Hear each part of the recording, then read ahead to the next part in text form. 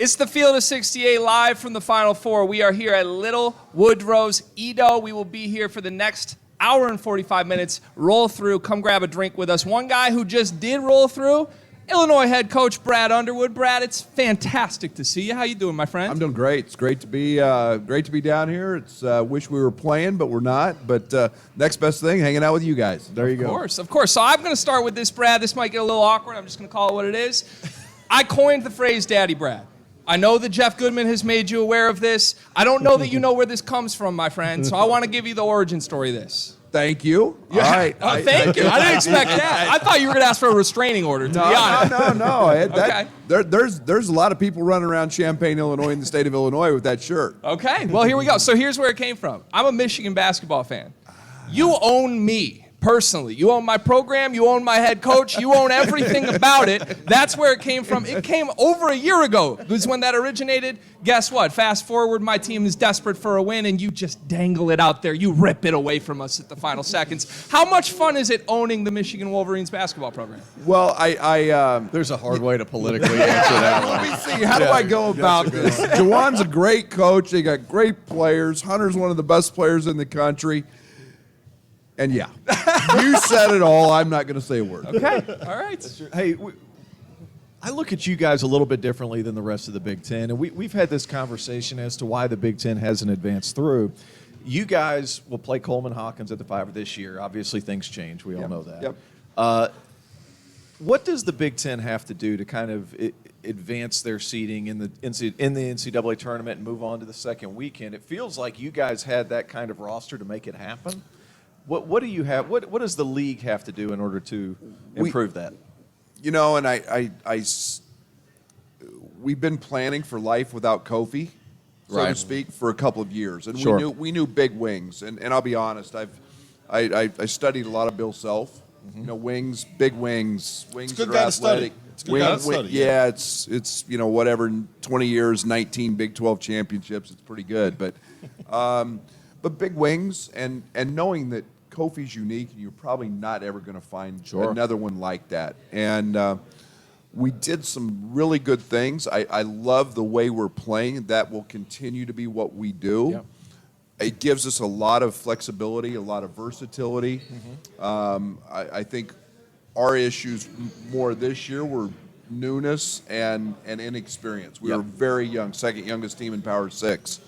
But I do think that it's a great way to play. I think it's the everything I think trends more towards like the NBA, and it trickles down. We eventually catch it that way, and that's the way we're trying to go. It's the way we're trying to recruit, play faster. You know, it was, and I like it. It's fun. It's fun to watch. I enjoy coaching that way. Yeah, and then you obviously Coleman Hawkins. I feel like I've beat a dead horse with him. I just think he's so talented, and he started to pick up. Back half of the season, mid-January and forward, man, he really showed his ability. Yeah. Coleman's unique. He can guard all 5 spots. Yeah. He is a facilitator. He didn't shoot the ball enough. He's the only guy I've ever coached that when I tell him to shoot it, doesn't. And I mean that in a really good way. Sure. He's a really good shooter that is capable of having big nights. I think he had a game with 5 threes. So he can stretch the floor. And he's what I think that we want to continue to build around and build with. Sure. Guys who can do that. And, he's fabulous. He had a great year. Today's episode is presented by Underdog Fantasy, the easiest place to play college basketball's pick'em, where you get real cash prizes simply by picking player stats in this weekend's games. In pick'em, all you do is pick whether a player will go higher or lower in Underdog's projected totals. That's points, rebounds, whatever. If you're like me and you think Marquise Noel is going to go absolutely nuts this weekend, pick higher on his points projection, throw in a couple of other picks, and if you hit them all, you can win 20 times your money on a single game. Underdog's slick mobile app is easy enough that dummies like Jeff Goodman have even figured it out. So go to UnderdogFantasy.com or download the app and use the code FIELD, F-I-E-L-D, to get a 100% deposit match up to $100. Get in on the madness now. Talented. So, Tio, you're talking about unique players. I think you may have had the most unique player in the country this season. I see you smiling. You know who I'm going to ask you about in Matthew Meyer. I want to know, and look, Brad, you got to be honest with us, all right? This is a safe space. We're all friends here. When you found out that he had to miss a practice because he drank too many Monster energy drinks, I would want love to see that. Let's pretend we're a fly on the wall in the office when somebody comes in and tells you that he has to miss practice for that. I literally just said to our staff, I said, I've now seen it all. That's it. That was the one box we hadn't checked. Right. But I didn't know it existed. And what's crazy is we've got a lot of people on our staff who drink Monsters, and they do that. And I kind of kid them when they get to the second one. Mm-hmm. That was a lot. What he did was it like 4 or 5? Oh no, it was like 6 or 7 at least. Yeah. So we were glad that his heart had not left his chest.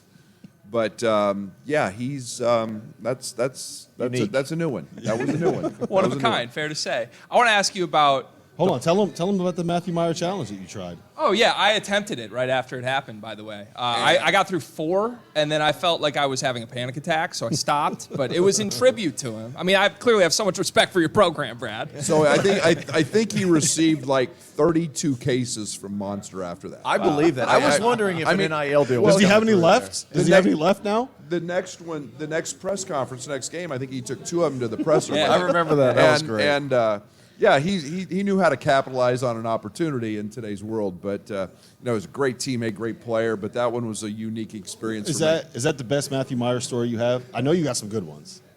That's one of them.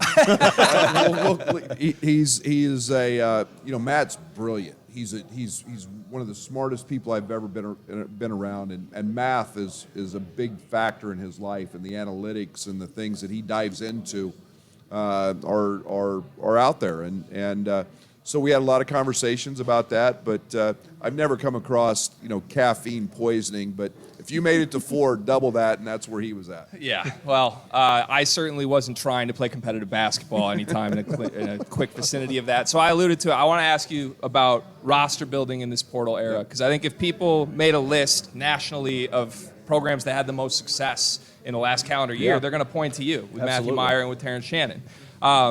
It seems like a very difficult thing, and programs are taking different approaches to how you balance. Do you still hit the high school trail the same way? Do you just go all in on the portal? How do you approach that going forward after the last year that you just had with those 2 guys? Yeah, I think that you got to have a little balance. And I think that freshmen, the national narrative with freshmen is they're hard.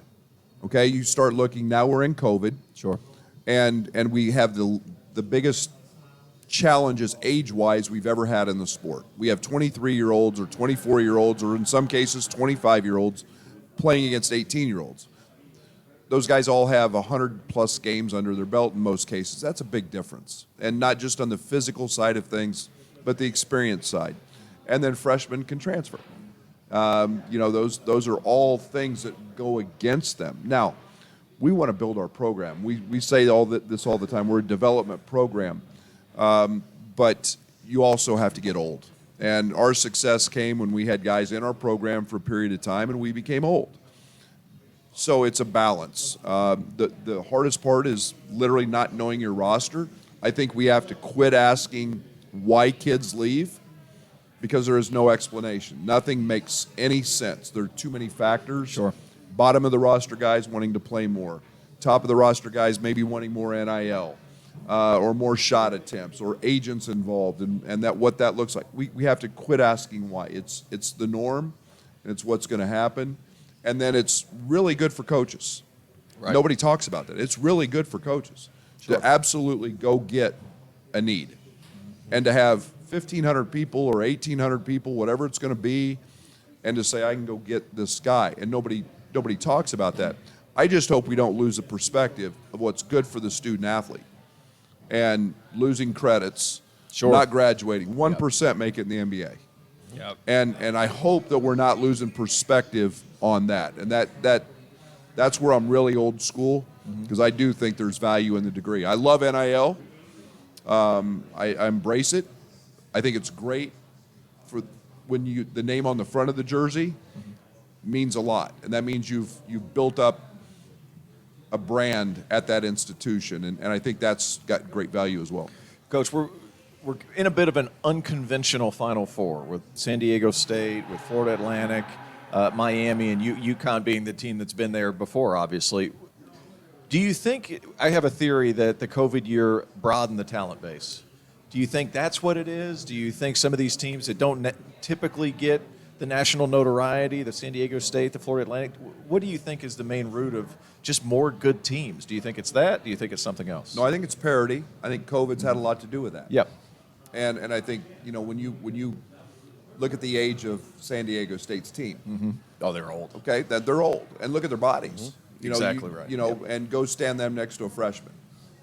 What the top-rated high school recruit playing in the Final Four is like 47. Mm-hmm. There's no McDonald's All-Americans.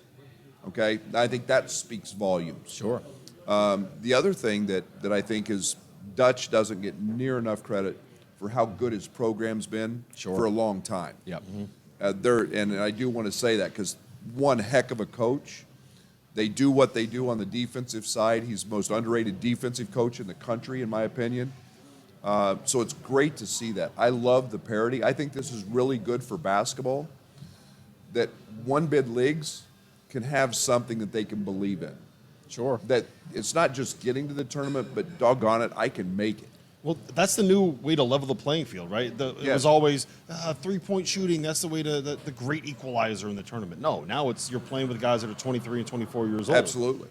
Grown adults. What do you say, Tio? Guys with a mortgage. They got mortgages. Yes. Half of them got mortgages. I mean, You got AARP cards. That's right. Memphis had a 26-year-old. Yeah. I mean, we had He could rent cars. We had Jacob Grandison, who left our program Went to after Duke, 3 yep. years, went to Duke. He turned 26. And it's just a wide discrepancy of age, and that's a factor. Yep. But I do think it's good for the game.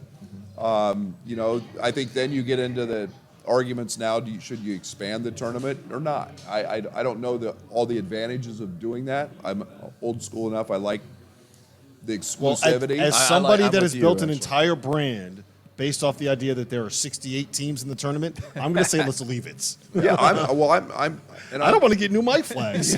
I'm exclusive to the old school ways. I think it's just great, and I think it means so much. I don't want it watered down or less popular. I think the popularity of the NCAA tournament stems from the fact that it is exclusive, and now especially a 16 can beat a 1. Yeah. And we're not shocked anymore. We're not. We shouldn't be. Yep. And so I think it's great for the game of basketball. Do you think there's going to be I'm sorry, Greg. No, you're good. Do you think there's going to be a point in time where we see a return of power to the freshmen once this COVID stuff is finished, or do you feel like the transfer portal is just going to keep teams old? I don't have the answer to that because I don't know what the NBA is going to do. Yeah, right. Okay? But hypothetically speaking, if they stayed the same way. If they stayed the same, I think there's always going to be value in those guys. But I do think the portal has changed the way the masses, Sure. not necessarily always the blue blood, so to speak. I do think the way the masses in college basketball are going to change is that we ultimately want to find a freshman who's transferred and can't transfer again, Right. and those become today's modern age freshmen. That's an interesting point, you get them for 3 years, and you build with those guys. And again, I'm always going to go back to the academic side. We can't lose perspective. 1% of those guys are going to make it in the NBA. Yeah. And getting a degree, not losing credits. The portal has created some unintended some inequalities. And some schools have to have a lot of credits to graduate from. Yep. So you can't transfer. Some take 3 hours and you can get in. It's just a wide spectrum. So I do think people are going to try to stay old, though, and try to avoid transfers. So that poses some problems for freshmen. Yeah, so you mentioned how the beauty of the tournament, especially this year, is that some of the smaller conferences can have hope now, right, in this era. I'm a Big Ten guy, as you know. Yep. I need some hope right now, Brad, because we've been struggling in the NCAA tournament collectively. What is it about this league? I mean, I think we're one of the most competitive leagues, clearly, top to bottom. I think you go down the list, like the 11th best team in the Big Ten. I think just would absolutely destroy the 11th best team in any other conference in this sport. Yeah. but that's not helping us advance further to the point that we get the national respect we deserve. What do you make of that? Yeah, and I think that's part of it. I think the fact that we are so good and that every night is a sellout crowd on the road or at home. Every game is a little different feel than just a game. It's an event. Basketball is king in that league, and it's special. It's a different vibe, and that's not to criticize any others. But I think that 20 games is a real hard 20 games. You can go to Lincoln, Nebraska, and play in a sellout crowd. Obviously, Penn State was the oldest team in the country this year. They were really, really good. Every game is hard, and it's not that it's not in other conferences. I just think that it's almost unique what's happened to us in the tournament. I don't make as big a deal about it as everybody wants to. I think you just have to keep getting there. I think that, we're stylistically trying to change a little bit. I think there were. It was like Penn State played differently. You guys played differently. Everybody else covered ball screens the same. Had the aircraft carrier in the middle. It's.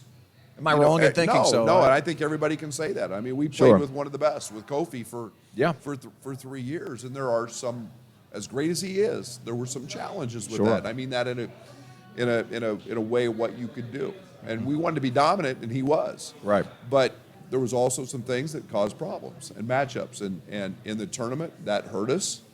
We've had a tough draw for us in the last 2 years, getting, in my opinion, a very underseeded Houston team as a 5 a year ago, and then Arkansas this year, and those teams athletically hurt us, But again, I think that's one of the areas that we're trying very hard at Illinois to. That's a perfect example of why evaluating on just tournament results is a horrible way to evaluate college basketball. I'm glad you brought it up. It comes down to matchups. Maybe in one game you got someone that gets in foul trouble. Maybe you have someone that sprains an ankle. Kansas lost a game where their starting point guard sprained his ankle in the first half because he stepped on a photographer. And their coach wasn't there. And their coach wasn't there. And we're going to judge them based off that. It's just. There's a reason why the tournament is the best way to determine a champion, and it is the worst way to determine who the best team is. Yeah. It doesn't make it not fun, but it's just not going to tell you the best team. Yeah, I mean, unless UConn wins this year, then we know. And I think the one thing you've got to always look at is it goes in cycles. Let's talk Jay Wright's early career. Sure. Let's talk, Bill Self losing to Bucknell and Bradley, and you just have to keep getting in. And I think that's where we one game, and FDU, incredible season, incredible run. Where do they finish in the Big Ten every night? I know when I was at Stephen F. Austin, we won 29 straight games, won 32 games on the season, and if we played in the Big Ten every night, we would not have been in the tournament. That's real. Yeah. And so that's the beauty of the NCAA tournament and what makes it special. It's that one night you can go beat anybody. And you have to play. And I think that it happens to matchups. I think our league is fine. I think next year we can sit here and have 2 teams in, or 3. It's that good. And the coaches are that good. The players are that good. The Big Ten was young this year, which is very rare. A few years ago, Hunter and Adam Miller were the only 2 guys that started every game in Big Ten play. Only 2. And this year there was a plethora of them. So it all goes in cycles. Yeah. All right. Well, I appreciate that. We'll leave you with this, then we'll let you get out of here. We've took too much of your time already. Good. You coined my favorite phrase of the college basketball season this year, booty ball. Yeah. I got to ask you about that. I mean, how did that moment come together where you termed it that, and what did you mean? Was that endearing? Was it loving? Was it hate? What was Barclayed you. It's literally in respect to Pickett and how doggone hard he was to guard. And he had a 14-second possession against us where he caught the ball at the three-point line and he just started backing in. And he just backed in, he used his butt, and you can't guard it out there. And the NBA has the 5-second Barkley rule where you can't do that. College basketball has no rule. So he bootied his way and bullied his way to the front of the rim, and then you had to go decide if you could guard it. And it was great on Micah's part to take advantage of that. We had a lot of that develop in the Big Ten this year, to be quite honest. But we also, I think, should have the rule that the NBA has. I wouldn't be mad at that. And one of my biggest frustrations with basketball is we're the only country in the world that does not play by the same set of rules.